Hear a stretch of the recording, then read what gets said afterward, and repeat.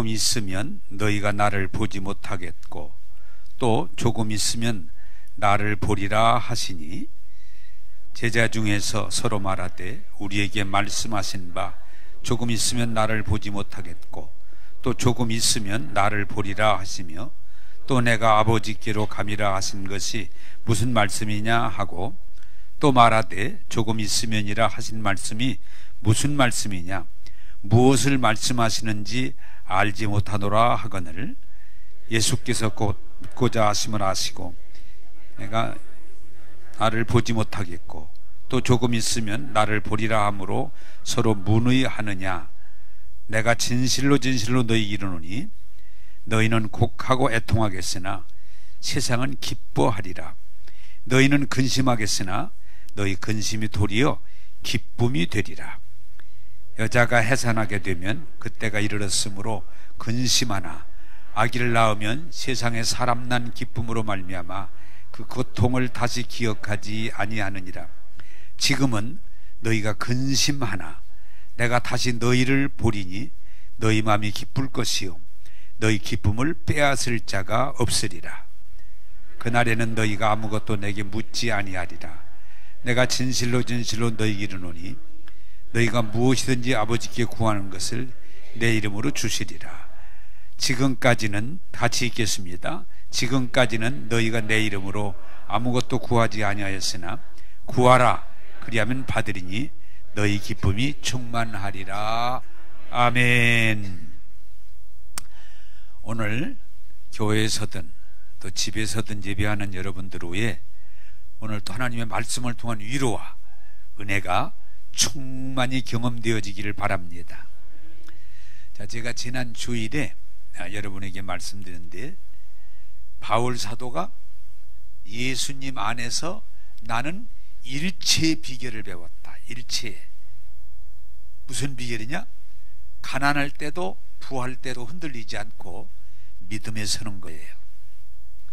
고난받을 때나 아니면 영광을 받을 때나 그때도 예수님 안에서 늘 서 있기 때문에 바울은 고백합니다. 나는 어떤 형편에 있든지 예수님 안에서 일체를 비결을 배웠기 때문에 나는 모든 걸 할 수 있다. 여러분, 우리 신앙이 뭐예요? 예수님 안에서 그 말씀 안에서 거하면 세상을 살다 보면 잘 될 때도 있고 안 될 때도 있고 가난할 때도 있고 부할 때도 있고 높아질 때도 있고 내려갈 때도 있고 존경받을 때도 있고 핍박받을 때도 있지만 그런 거 상관없이 우리가 주 안에서 넉넉히 이겨낼 줄로 믿습니다. 이것을 우리 현실 코로나에 대입을 하면 코로나19로 우리가 어려운 중에 있지만 우리가 예수님 안에 있다면 넉넉히 이겨낼 줄로 믿습니다. 그게 믿음이에요. 자, 오늘은 말씀을 이어서 드리고 싶은 것은 요새는 무슨 말을 참 많이 쓰는 거니? 대면, 비대면. 네? 대면 예배, 비대면 예배 이런 말을 많이 써요. 그래서 말씀을 묵상하다가 이 말씀을 좀 드려야 되겠다 그래서 오늘은 비대면에서 신앙생활을 우리가 어떻게 할 것인지 하나님 말씀을 드리면 전하면서 비대면의 삶 속에서도 여러분이 승리하기를 바랍니다. 자, 여러분들이 사람들이 지금 제일 많이 쓰는 말 가운데 하나가 뭔가니 비대면. 코로나19로 우리가 접촉을 자꾸 자제하라고 그러잖아요. 그러다 보니까 어떻게 돼요? 사람의 모임을 하지 말라는 거예요. 가능하면 하지 말아라. 그래서 어떻게 됐어요? 추석에도 모이지 말아라. 왜? 코로나19가 확산될 수 있으니까. 그래 저도 그 정부의 방침을 받아들여서 제가 큰 집이기 때문에 형제들이 다 모이는데 이번에는 모이지 말자. 각자 집에서 추석을 보내야 됐더니 또 다 좋다고 하더라고요.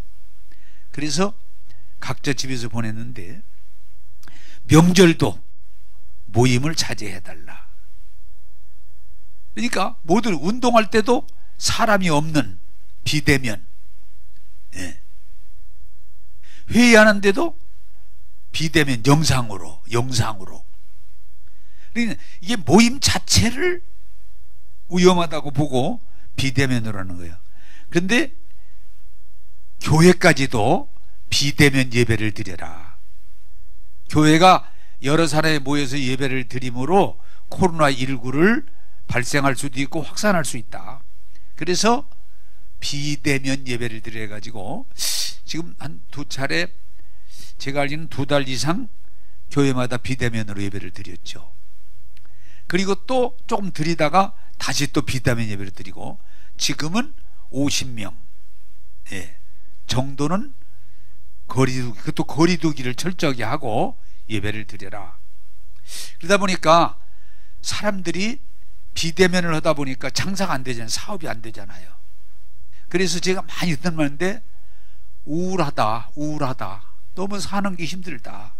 절망적이다. 그래서 이 비대면에 대해 사람들이 너무 힘들어하고 여기서 그냥 무너져 버리는 사람들이 있어요. 제가 이렇게 묵상을 하면서 이 비대면에, 이건 분명히 우리가 만난 현실인데 이 비대면을 어떻게 해야 될까 하는데, 제가 기도하면서 묵상해 보니까 믿음이 좋은 사람들은 비대면 가운데도 다 승리의 삶을 살았더라고요. 예.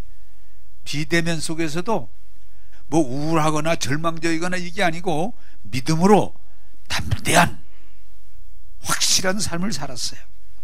또 하나, 이건 믿음의 사람들이 아니라 이 비대면 속에서도 정말 잘 사는 사람들을 찾아봤더니, 여러분들 이 자연인, 산속에서 혼자 사는 사람들. 근데 이게 가능하구나. 비대면이라는 게 꼭 불행한 것만은 아니구나. 왜 그래요? 그 경쟁 사회에서 실패하고 부도나고 병들고, 그리고 산속으로 온 사람들이 그 깊은 산 중에서 혼자 사는데, 기자가 물어요. 좀 외롭지 않으세요? 아닙니다. 좀 힘들지 않으세요? 전혀 아닙니다. 저는 이 산속에 와서 병도 낫고 행복하게 살고 있습니다. 이 산속에 답이 다 있습니다. 먹을 것도 있고 입을 것도 있고 어울릴 것도 있고, 그리고 자연하고 대화를 합니다. 막 노래도 부르고 춤도 추고 혼자. 그렇겠구나. 여러분, 우리는 바울 사도가 내가 일체의 비결을 배웠다고 그랬는데, 우리는 살면서 풍랑을 만나지만 예수 안에 있으면, 믿음이 있으면 넉넉히 이길 줄로 믿습니다. 자, 오늘 성경 보면서 16장 16절을 보겠습니다. 16장 16절입니다. 시작. 있으면 너희가 나를 보지 못하겠고 또 조금 있으면 나를 보리라 하시니. 자, 이 말씀이 무슨 말씀인고 하니, 여러분에게 내용을 설명하면, 예수님이 제자들을 놓고서 얘들아 조금 있으면 졸지 말아라. 조금만 있으면 좋은 일이 있으니까. 근데 이게 무슨 말씀을 하시는 거 아니? 조금 있으면 나를 볼 수가 없어. 나를 보지 못하리라. 제자들이 깜짝 놀라가지고 무슨 말씀이세요? 예수님 무슨 말씀이세요? 아직 보지 못한다니요. 왜? 지금까지 예수님과 함께 먹고 함께 자고 함께 이야기하면서 굉장히 기대를 가지고 있는데, 예수님이 조금 있으면 나를 보지 못하리라. 제자들이 깜짝 놀라가지고 그게 무슨 말씀이세요? 나옵니다. 예수님이 조금 있으면 이제는 붙들려서 재판을 받고 십자가를 지시고 죽는 거예요. 다시 말하면 그들과 함께 할 수 없는 거예요. 그러면서 성경은 오늘 뭐라고 그래요? 그때가 오면 너희는 곡하고 애통하겠으나. 그렇죠. 기대했던 예수님이 자기들 곁을 떠나게 되니까 너희는 곡하고 애통하겠으나, 세상은 이걸 잘 들으셔야 돼요. 기뻐하리라. 세상은 기뻐하리라. 여러분, 여러분들이 이 말씀 가운데 이해가 잘 되길 바라는 것은, 예수님은 이 땅에 오셔서 영광을 받으러 오신 게 아니고 고난을 받으러 오셨다고 그랬어요. 내가 부귀영화를 누리려고 온 게 아니고 내가 죽으려고 오셨다고 그랬어요. 내가 고난을 받는 것처럼 나를 믿는 너희도 잠시지만 고난을 받으리라. 여러분, 여기서 분명히 이해하시길 바라는 것은, 세상에 사는 동안 예수님이 그렇게 하셨던 것처럼, 제자들이 그렇게 했던 것처럼 예수 믿는 사람에게도 고난이 있다는 거예요. 고난이. 예수 믿으면 좋은 일만 있는 게 아니에요. 이 땅에서 예수 믿으면 고난이 따라온다는 거예요. 그런데 성경이 깜짝 놀랄 일은, 너희는 곡하고 애통하겠으나 세상은 기뻐하리라. 자, 여러분, 이 부분에 대해서 우리가 점검하고 이해할 부분이 있는데, 세상은 세상에다 소망을 뒀기 때문에 하늘에 소망이 있다고 그러고 천국이 있다고 그러고 구원이 있다고는 예수 믿는 사람들을 이상한 사람으로 보기 때문에, 예수 믿는 사람이 잘못되면 세상은 기뻐한다는 거예요. 예수 믿는 것들, 예수 믿는 것들. 그래서 여러분, 이걸 잘 돌아보면요, 어떤 정권이든 예수 믿는 사람들을 좋아한 일이 없어요. 로마와 황제가 예수 믿는 사람들을 엄청나게 핍박했어요. 죽였어요. 그런데 뭐라고, 성경에 뭐라고 그래요? 야고보를 죽였더니 막 좋아해요, 사람들이. 야고보를 죽였더니 세상 사람들이 막 좋아해요. 그래서 베드로도 죽이려고 감옥에다가 가두는.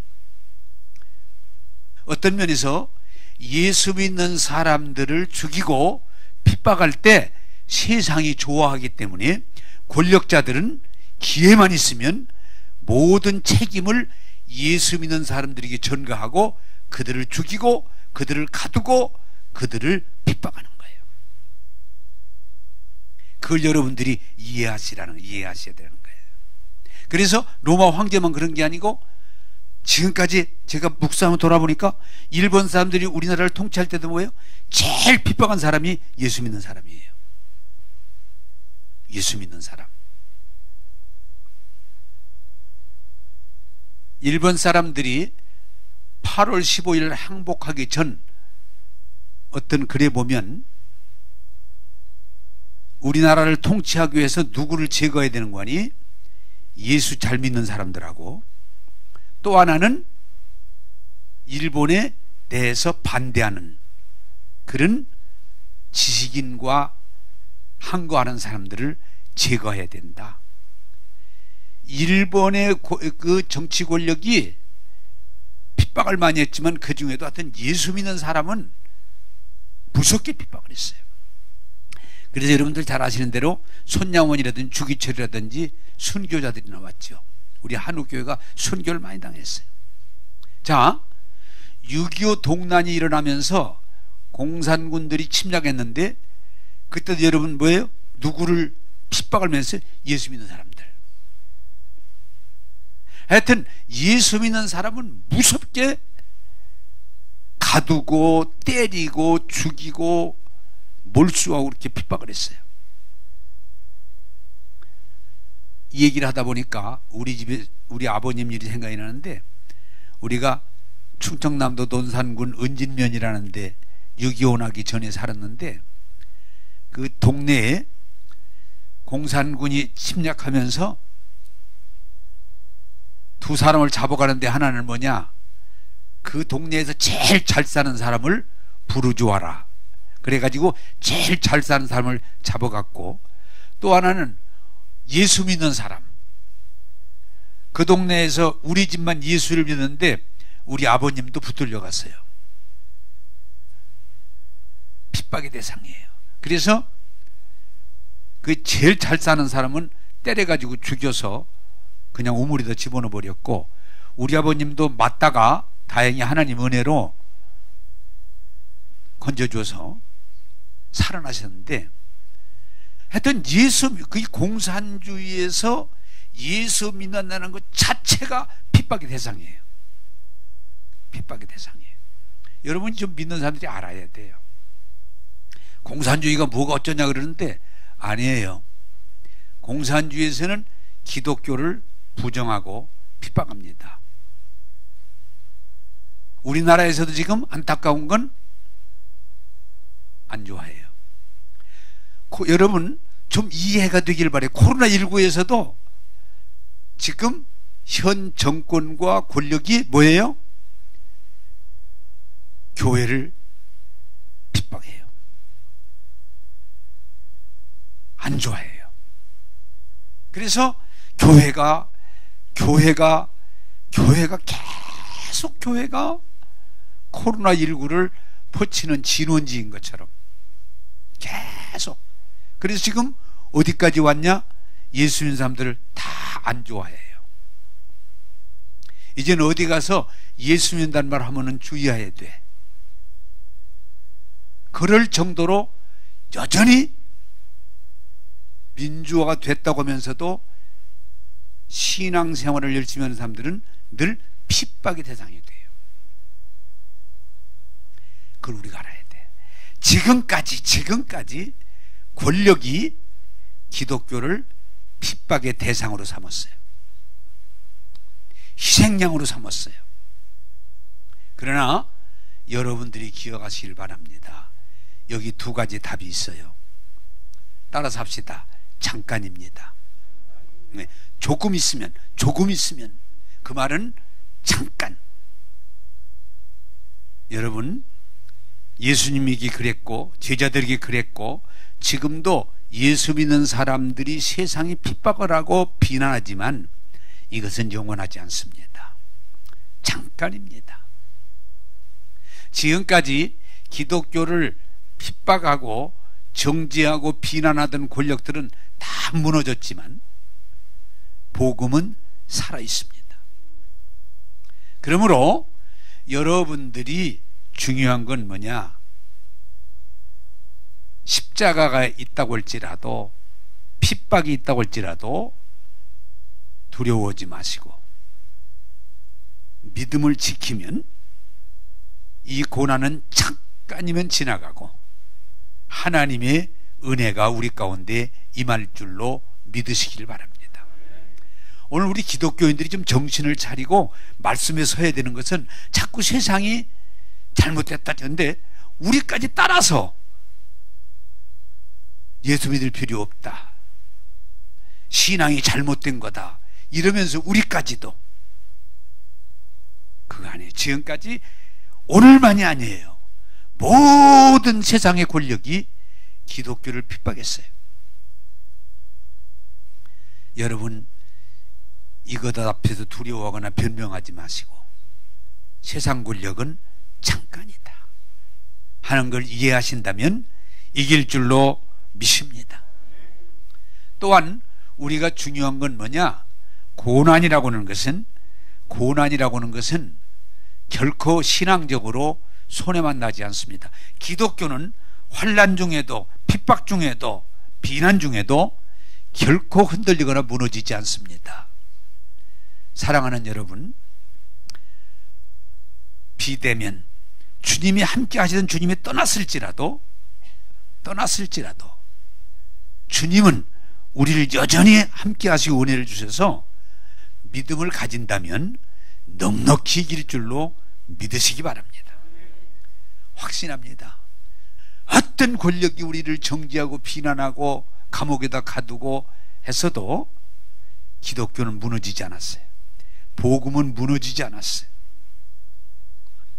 지금도 넉넉히 이길 줄로 믿습니다. 자, 두 번째로 21절을 16장 21절을 보겠습니다. 21절입니다. 시작. 그때가 이르렀으므로 근심하나 아기를 낳으면 세상에 사람 난 기쁨으로 말미암아 그 고통을 다시 기억하지 아니하느니라. 아멘. 자, 여자가 아기를 낳으면 할 때 아기를 낳기 전에 두 가지가 있다고 그래요. 나는 안 낳아봐서 구경은 해봤는데 내가 직접 낳아보지는 않았어. 예. 첫째가 뭐예요? 불안하다고 그래. 이 아이가 건강한 아이를 낳을 수 있을까? 요새 또 아이 낳다 보면은 건강하지 않은 아이들이 태어날 수 있으니까 엄마의 마음이 제일 조심스러운 건 내가 가지고 있는 이 아이가 건강한 아이로 태어날 수 있을까? 혹시라도 병든 아이로, 미숙아로, 혹시라도 내가 그때 고민을 많이, 스트레스 많이 받았는데 이게 아이에게 미치려나, 그런 생각할 수 있어요. 또 내가 그때 감기약을 많이 먹었는데 이게 아이에게 혹시 해가 되려나. 그래서 여자가 아이를 가지면 아기가 나오기까지 근심할 수 있다는 거예요. 과연 내가 가지고 있는 이 아이가 건강한 아이로 잘 태어날 수 있을까, 이런 마음을 갖는데요. 또 하나는 아무리 아기를 순산했다고 해도 아기를 낳으려면 굉장히 힘들다고 그래요. 힘들다고 그래요. 그래서 지금은 뭐 드물지만 옛날에는 아이 낳다가 죽는 경우가 가끔 있어요. 그래서 내가 이 아이를 잘 낳을 수 있을까, 그런 걱정을 한다고 그래요. 그런데 오늘 성경이 뭐라고 그래요?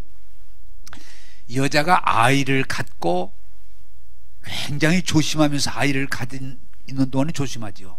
근데 그럼에도 불구하고 아이를 순산해서 건강한 아이를 낳으면 뭐예요? 그동안 가지고 있던 걱정이나 불안이나 아픔을 다 잊어버리고 그 아이를 보면서 뭐하다? 기쁨이 충만하다. 그것으로 다 보상이 된다는 거예요. 그래서 애기 가지고 아플 때는 내가 다시는 애기를 안 갖겠다 그러는데 다음에 또 갖는 이유가 아이 난 기쁨으로 말미암아. 이건 예수님 왜 이 설명을 하느냐? 제자들이 예수님이 붙잡혀가고 고난당하시고 십자가 지신 걸 볼 때 얼마나 제자들이 힘들었겠어요. 그래서 예수님이 십자가 지시고 고난당하시고 십자가 지시고 무덤에 있을 때 제자들 가운데 일부는 야, 이제 고기나 잡으러 가자. 다 끝났다. 고기나 잡으러 가자. 그리고 고기 잡으러 갔어요. 여러분이 잘 아시는 대로 도마 같은 사람은 예수님이 살아났다고 해도 제자인데 예수님이 분명히 내가 사흘 만에 살아나리라 했는데도 살아나기는 무슨 살아나, 내가 보지 않으면 나는 못 믿어. 내가 보지 않고는 난 못 믿어. 이런 사람인데 중요한 게 뭐냐? 똑같은 얘기예요. 여자가 근심 하나 아이를 낳으면 그 아이를 지나 기뻐하듯이 예수님이 부활하셨을 때 그 예수님을 만나서 제자들은 두려움도 없어지고 의심도 없어지고 걱정도 없어지고 저들은 뭐요? 기쁨이 충만했더라. 할렐루야. 그게 믿음이에요. 다른 설명 할 필요가 없어요. 예수님이 부활하셨다, 예수님을 내가 만났다, 그럴 때에 제자들은 하나둘 베드로가 무덤으로 뛰어가서, 그리고 제자들이 있는 곳에 예수님이 들어오셔서 내가 다시 살아났느니라, 너희가 나를 보고 만져보고 내가 그인 줄을 믿어라. 그럴 때에 답은 뭐예요? 저들의 두려움도 없어지고 걱정도 없어지고 의심도 없어지고 저들은 그냥 한마디로 기쁨이 충만했더라. 사랑하는 여러분, 여러분들이 오늘 이 말씀은 뭘 설명하고 있어요? 이 부활신앙을 경험함으로 여러분들이 가지고 있던 두려움도 없어지고 걱정도 없어지고 염려도 없어지고 이 부활신앙을 통해 주시는 하나님의 은혜로 기쁨이 충만하게 되기를 원합니다. 이걸 말하는 거예요. 이걸 받으라는 거예요. 네? 그래서 그 예수님이 고난당하시고 십자가를 지시고 그 비참한 상황에서 흔들렸던 제자들, 예수님의 부활 소식을 듣고 부활하신 예수님을 만났을 때 저들이 얼마나 달라졌는지 전혀 딴 사람이 됐어요. 그래서 유대인들이 예수님이 부활하셨다 이 소식 전하지 말아라, 전한다면 죽여버리겠다 할지라도 그런 소리 하지 말아라. 내가 뭐예요? 아니 내 눈으로 보고 내 손으로 만져본 이 부활을 어찌 내가 너희들이 겁준다고 거부할 수 있겠느냐. 너희들이 무슨 말로 우리를 회유하고 협박하고 겁을 줘도 예수님은 부활하셨다. 이게 복음이에요. 이게 복음이에요. 심지어는 때리고 감옥에 가두고 또 전하면 죽이겠다. 전혀 상관없어요. 결코 너희들이 아무리 협박하고 공격하고 우리를 감옥에 가두고 죽여도 예수님 부활하신 건 사실이다.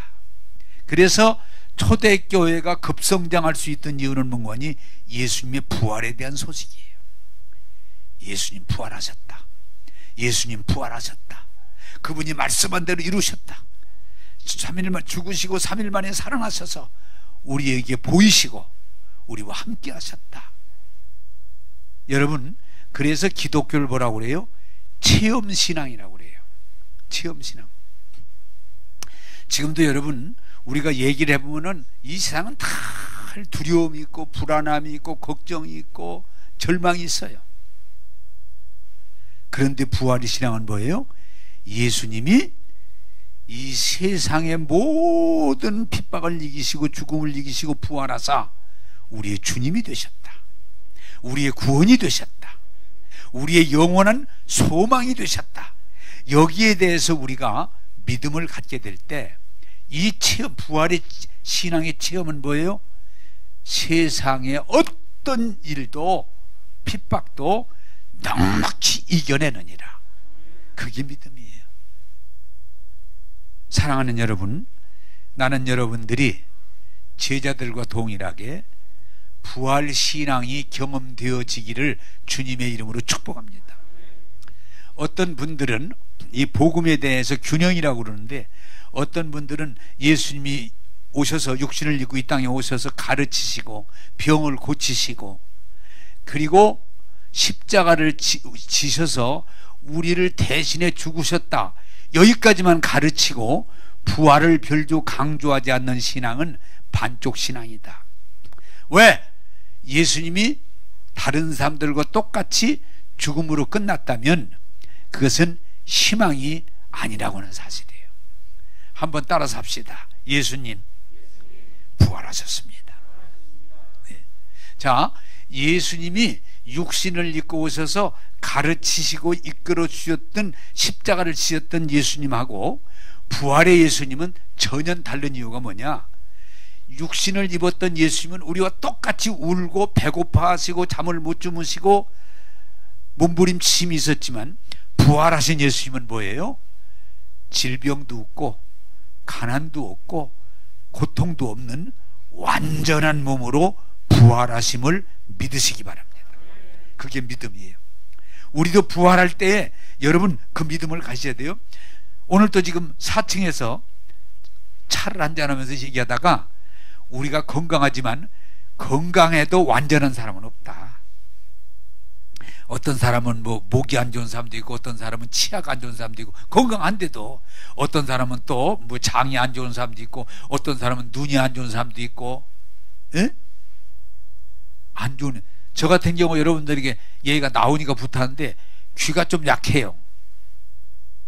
아직 뭐 폐기 처분할 정도는 아니고 약해서 조그만한 얘기를 잘 안 들리면 어떤 때는 나도 모르고 이래 약한 거죠.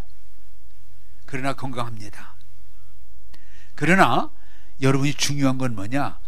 부활한 몸은 질병도 없고 약함도 없고 온전한 예수님이 부활의 몸처럼 온전한 몸으로 입게 될 줄로 믿습니다. 그게 부활의 소망이에요. 한번 또 설교하다 생각이 나네요. 시골교회에서 목회할 때 어떤 분이 다리가 한쪽이 없는 분이 돌아가셨어. 그래서 이제 그분이, 그 부인이, 그분도 교회를 좀 나오셨으니까 옛날 젊은 사람들은 염을 한다고, 염한다고 그러지, 염한다고 그러잖아요. 염이 뭐냐? 돌아가신 분에게 옷을 입히는 거예요. 옷을 입히는 걸 염한다 그래요. 근데 제가 그때는 되게, 지금은 그걸 전문적으로 하시는 분들이 있어서 다 담당하지만 그때는 시골의 목사인 제가 다 했어요, 염을. 그래서 이렇게 옷을 입히다 보니까 다리가 한쪽이 없으니까 이걸 어떻게 옷을 입힐까 하다가 생각이 나서 집을 좀 가져오라고 그래가지고 맞춰서 이렇게 묶어서 다리를 만들어 가지고 옷을 입히니까 이제 괜찮죠. 그랬더니 그 염하는 중에 그 부인이 이러시더라고요. 목사님, 그렇게 하셔도 참 좋으네요. 그러더니, 목사님, 이 다음에 천국에서는 우리 남편이 어떻게 될까요? 그 물어봐요. 걱정하지 마세요. 완전한 몸으로 태어납니다. 그게 부활이에요. 세상에는 질병도 있고 부분적인 미숙도 있고 있지만 부활의 몸은 예수님이 첫 열매로 온전한 몸으로 부활하게 될 줄로 믿습니다. 이게 부활신앙이에요. 그래서 여러분, 중요한 것은 저와 여러분들이 질병이 있고 가난이 있고 핍박이 있는 이 험한 세상을 살아갈 때 예수님이 부활하신 것처럼 우리도 부활신앙을 가지게 되면 이 험한 세상을 넉넉히 이겨낼 줄로 믿습니다. 그게 중요한 거예요. 바울 사도가 재판장에, 바울아, 내가 너를 죽일 수 있어. 그럴 때도 흔들리지 않고, 재판장님, 맞습니다. 재판장님이 사형 그러면 내가 죽을 수 있지만 내가 흔들지 않는 까닭은 죽어도 나는 주님께로 갈 것이고 죽어도 나는 부활할 것이고, 그렇기 때문에 재판장님의 어떤 결정을 내리든 나는 할렐루야입니다. 나는 아멘입니다. 나는 감사합니다. 그게 부활의 신앙이에요. 사랑하는 여러분, 세상에 이런 일도 있고 저런 일도 있지만은 정말 여러분들이 십자가를 지신 예수님, 부활하신 예수님을 믿고 그 믿음을 고백하면 여러분도 주님이 부활하게 하실 때 온전한 마음으로 부활하게 되고 하나님의 영광에 동참하게 될 줄로 믿습니다.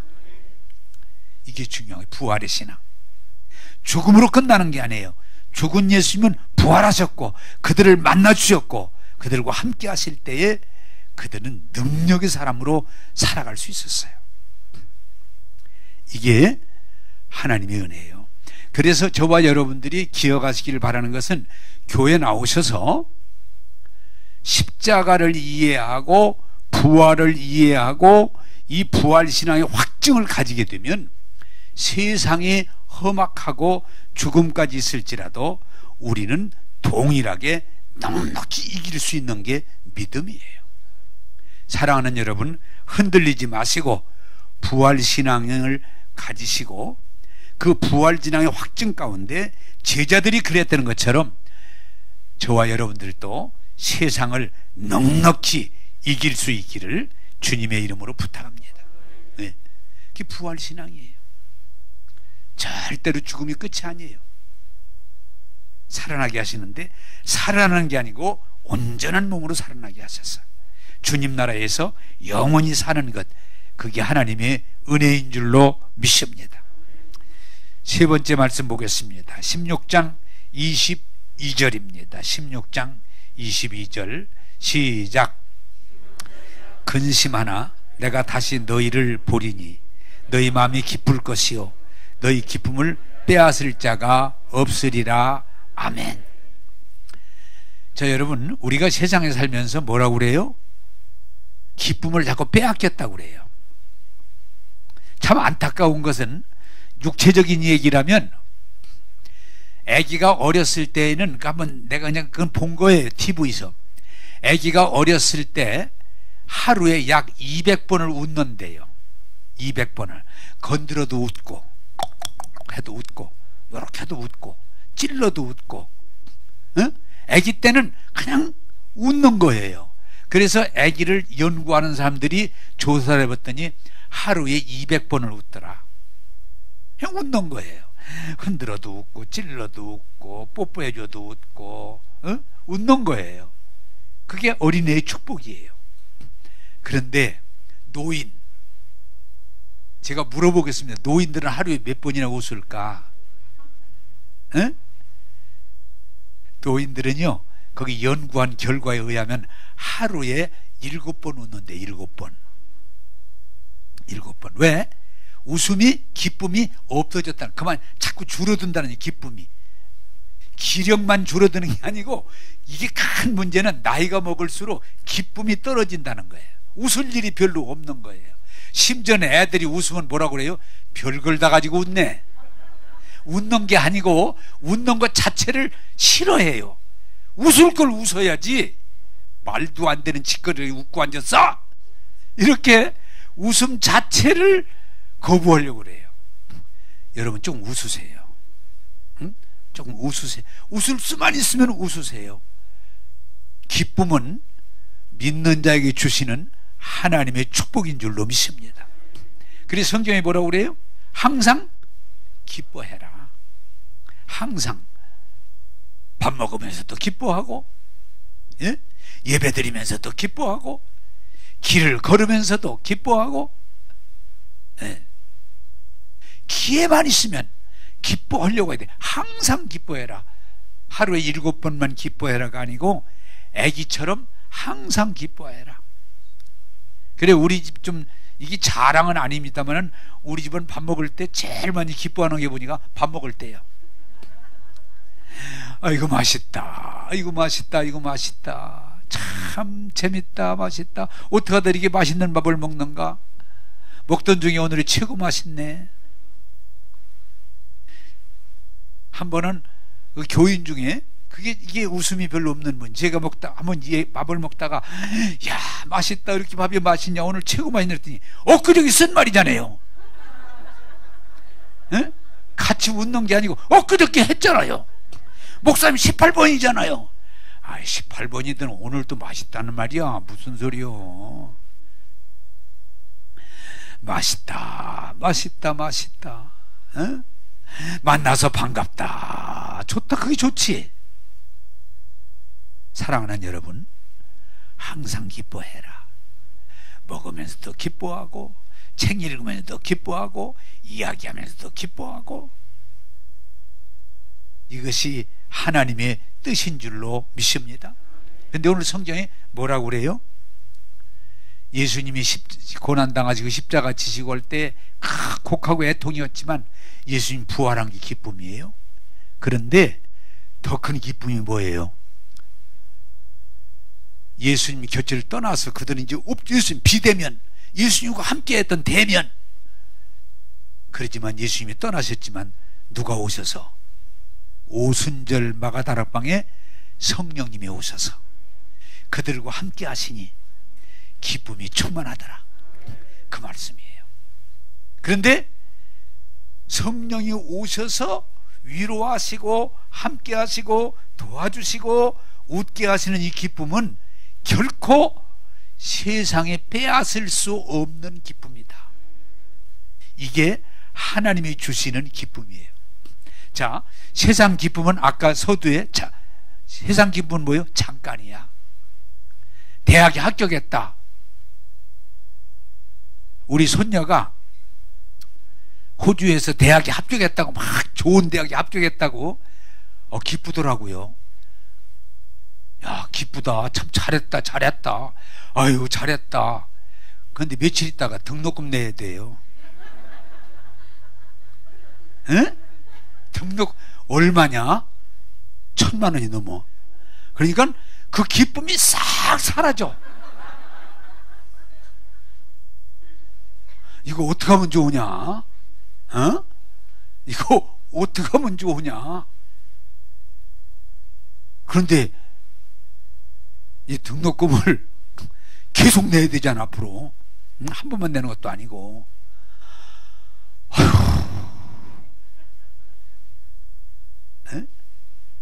이게 세상이에요.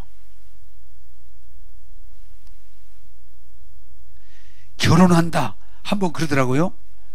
옛날 얘기예요. 노처녀가, 아주 노처녀가 결혼을 하게 됐는데 막 엄청 이 결혼식을 하여튼 화려하게 했어요. 크게. 이 배에서 선상에서. 노처녀가 결혼을 하면서 참 막 기쁨을 가지고 결혼식을 화려하게 했어요. 근데 얼마 지나서 내가 어떻게 만났는데 잘 지내 그랬더니 안 할 걸 그랬어요. 그냥 혼자 살 걸 그랬어요. 왜? 해보니까 아니에요. 해보니까 아니에요. 그게 세상이에요. 진급했다. 얼마나 막 한턱 내고 막 난리를 내지. 조금 있다가 힘들어요. 힘들어요. 여러분들이 오늘 하나 이해하기를 바라는 건 세상에도 기쁨이 있지만 세상의 기쁨은 짧다는 거예요. 세상이 주는 기쁨은 합격했다, 금메달 땄다, 있어요 기쁨이. 근데 그 기쁨이 길질 않아. 우리나라 다 아시지만 대통령 될 때마다 굉장하잖아요. 지금 설교하면서 기억이 나네요. 박근혜 대통령 될 때 여자가 대통령 됐다고, 아버지를 이어서 딸이 대통령 됐다고 막 굉장했어요. 지금은 안 기쁘잖아. 여러분들이 신앙생활 하시면서 철저하게 이해하길 바라는 건, 따라서 합시다. 세상 기쁨은 잠깐입니다. 세상 기쁨은 오래 안 가요. 잠깐이에요. 그러나 오늘 성경이 우리에게 뭘 설명해요? 주님이 주시는, 성령님을 통해 주시는 위로와 기쁨은 영원하다, 완전하다. 이 기쁨을 결코 빼앗을 수 없다. 빼앗을 수 없다. 그래서 뭐라 그래요?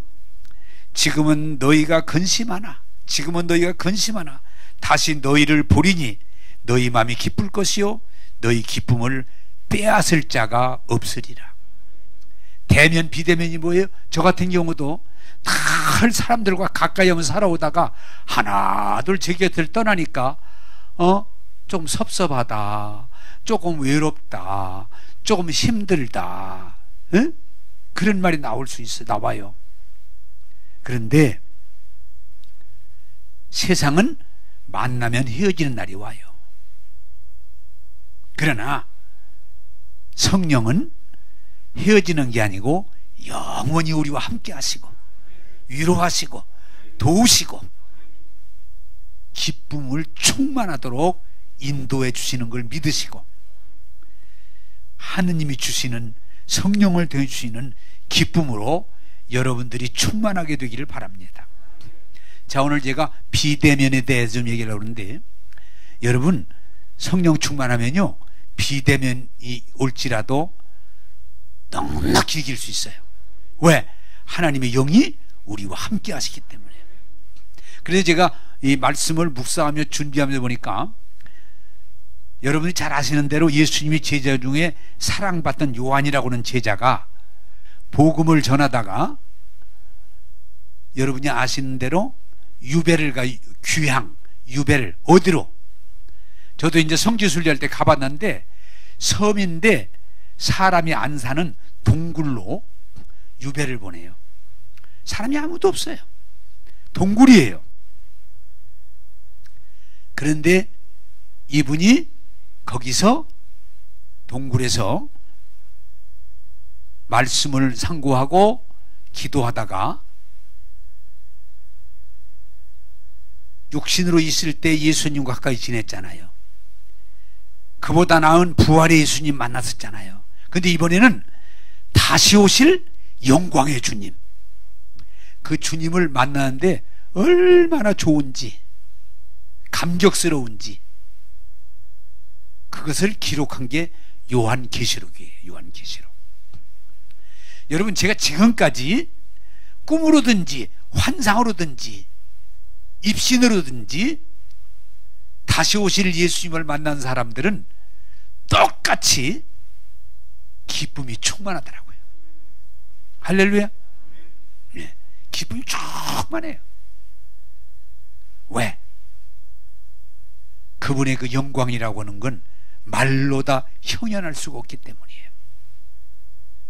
그래서 이 사도 요한은 사람이 없는 조그마한 섬 동굴에 머물 수 있지라도 주의 영이 임하셔서 천국을 보게 할 때 그는 결코 외롭지도 않고 우울하지도 않고 기쁨이 충만하면서 그 기쁨의 소식을 기록함으로 오늘 우리에게 위로가 되는 줄로 믿습니다.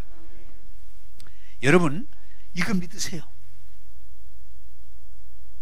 비대면, 우리가 앞으로도 이것이 언제까지 갈지, 사람들을 대면하는 일이 점점점 어려워질지라도 성령이 오셔서 성령의 충만함으로 주님과 동행하면 우리는 기쁨이 충만할 것이요, 우리는 이 기쁨 가운데 이 기쁨의 소식을 담대히 전하는 삶을, 다시 말하면 사명의 삶을 살 줄로 믿습니다.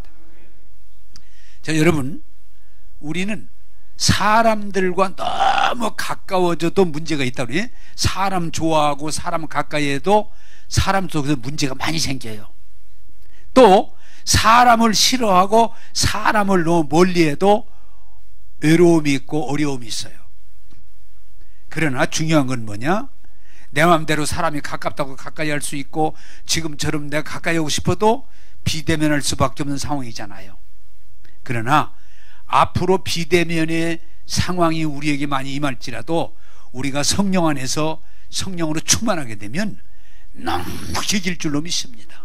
그게 복음이에요. 그래서 말세를 사는 우리들에게 해답은 뭐냐? 성령 충만이에요. 네? 성령 충만이에요. 사랑하는 여러분, 너무 이제 우리가 정리하길 바라는 건 사람들 너무 의지하지 마세요. 사람들은 한계가 있어요. 우리가 너무 자꾸 사람을 의지하고 사람에게 매이면 우리 신앙이 문제가 생겨요. 우리는 하나님 중심이 되고 십자가를 지신 주님, 부활하신 주님, 성령으로 우리 가운데 오셔서 지금 우리와 함께 하시고 우리 형편을 아시고 위로해 주시고 도와주시고 우리를 하늘나라로 인도하시는 성령님과 함께 할 때 우리는 코로나19의 비대면에서도 넉넉히 이길 줄로 믿습니다. 여러분, 우울증 이길 수 있어요. 불면 이길 수 있어요. 절망, 이거 어떻게 사나? 요새 그런 얘기하는 사람들 많아요. 어른들 가운데. 우리는 그래도 살지만 애들은 어떡할까? 답은 성령 충만하면 넉넉히 이길 수 있습니다. 이제 말씀을 맺겠습니다. 비대면의 삶이 언제까지 어떻게 갈지 우리는 몰라요. 이것을 우리는 부정적인 각도로 큰일 났다 하면 큰일 날 수밖에 없지만 이럴수록 일치의 비결이 되시고 해답이 되시고 우리를 이끌으시는 예수님으로 충만하게 될 때, 성령으로 충만하게 될 때 우리는 세상에 갖지 않은 영원한 기쁨을 가지고 넉넉히 이길 줄로 믿습니다. 세상과 사람을 보며 불평하고 우울하지 말고 부활의 주님, 성령으로 지금 우리와 함께 하시는 주님과 함께 하셔서 여러분 기쁨이 충만하다, 항상 기뻐할 수 있는 여러분 되시기를 주님의 이름으로 축복합니다. 기도하겠습니다. 좋으신 하나님, 코로나19로 비대면의 삶을 살 수밖에 없는 이 현실에서 두려워하고 염려하고 우울하고 절망하지 않게 하시고 이 상황에서도 믿음의 주요 온전케 하신 주님을 바라보게 하시고 십자가의 주님, 부활의 주님, 성령으로 오셔서 우리와 함께 하시는 주님을 믿고 고백함으로 넉넉히 이겨내게 도와 주옵소서. 또한 이 망해가는 혼탁한 세상을 인해서가 아니고 주님을 인해서 천국의 소망을 가지고 기뻐할 수 있는 자녀들이 되게 하여 주옵소서. 이 삶 가운데 지쳐있는 우리들을 향해서 내가 너와 함께하리라, 내가 너를 도우리라고 말씀하시는 주님, 주의 말씀 가운데 항상 기뻐하라, 쉬지 말고 기도하라, 범사에 감사로 하신 말씀에 아멘할 수 있는 교회와 자녀들이 되게 하여 주옵소서. 오늘도 위로를 주시고 용기를 주시고 기쁨을 주시는 주님을 찬양하오며 예수님의 이름으로 기도하옵나이다. 아멘.